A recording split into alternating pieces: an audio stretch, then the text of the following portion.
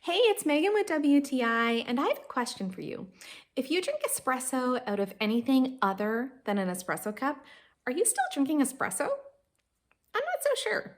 But in any case, I'm left with no doubt lately since I got these gorgeous DLux glass espresso cups. These are the perfect size to hold a single shot of espresso with no overflow. They are made of beautiful, crystal clear double wall glass.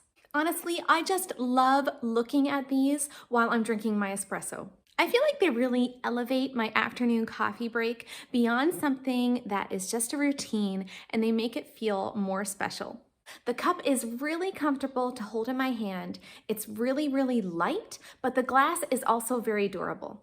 I love enjoying my espresso from these cups at the same time as enjoying an afternoon treat. These glasses are really elegant, but yet really adorable at the same time, and they have made me look forward to my afternoon coffee breaks even more.